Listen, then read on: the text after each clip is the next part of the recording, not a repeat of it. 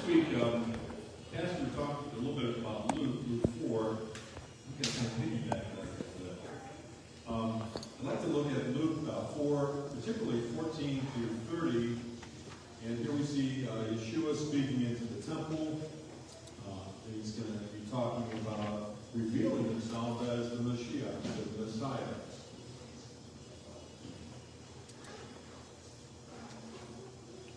So Jesus returns to Galilee, where he was from. He was from Nazareth in Galilee. And he was out at Capernaum, in Cana, and different places in the countryside. And many miracles were taking place. And the people back home were kind of hearing about those miracles. And they're thinking, well, this is our homeboy, if you will, our local. And they were kind of in like disbelief, like, really, this is a son, carpenter, really?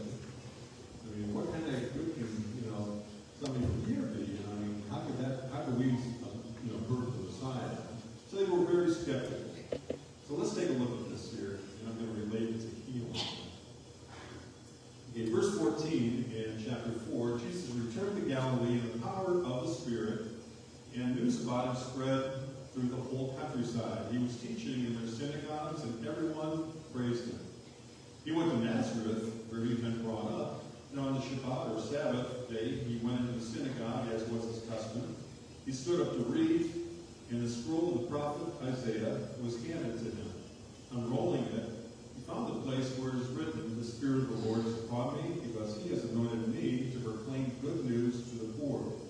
He has sent me to proclaim freedom to the prisoners, and recovery of sight for the blind, to set the oppressed free, to claim the year of the Lord's favor."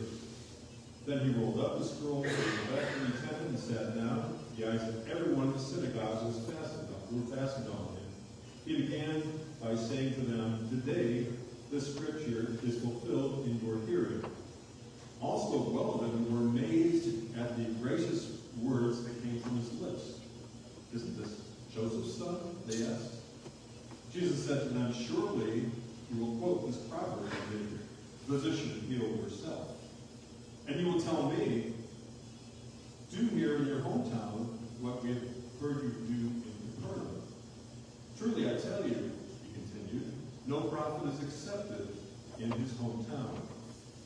I assure you that there were many widows in Israel in Elijah's time, when the sky was shut for 3.5 years, and there was a severe famine throughout the land. Yet Elijah was not sent to any of them, but to a widow in Zarephath, in the region of Sidon. And there were many in Israel with leprosy in the time of Elisha, the prophet. Yet none of them was cleansed, only Naaman, the Syrian. All the people in the synagogue were furious when they heard this. They got up and drove him out of the town, and took him to the brow of the hill on which the town was built, in order to throw him off the cliff. But he walked right through the crowd and went on his way. So we might say that people had a little bit of a chip on their shoulder.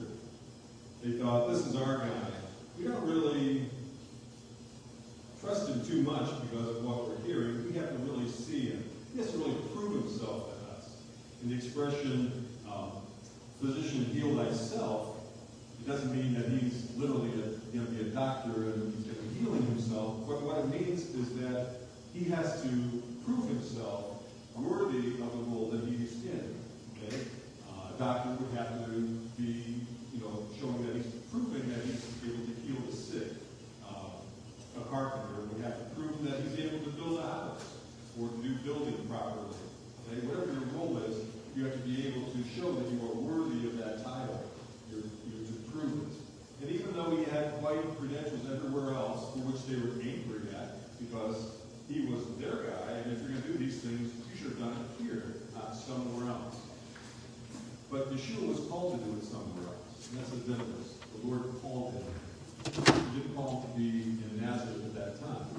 For 18 months previously, he was, in other places. They were angry about that. And then, when he said that it was fulfilled in your hearing, well, that's not the kind of Messiah that they were expecting. They were expecting somebody that would be political, somebody that would be militarily inclined trying to liberate them, to free them from Roman oppression. They were looking at a different kind of Messiah.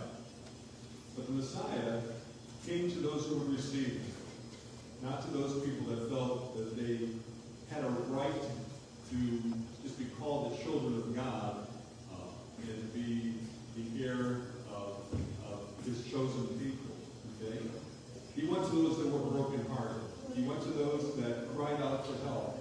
Those people that received him, not the people that were skeptical and the people that needed proof of who he was. They received him. They took him for who he was. They received him as children, you might say. And that's how the kingdom of God is, to receive Yeshua as a child. Okay? Knowing who he is and receiving all that he has for you. The word says to seek first the kingdom of God, and all things will be handed unto you. And so, there are some people today that seek healers.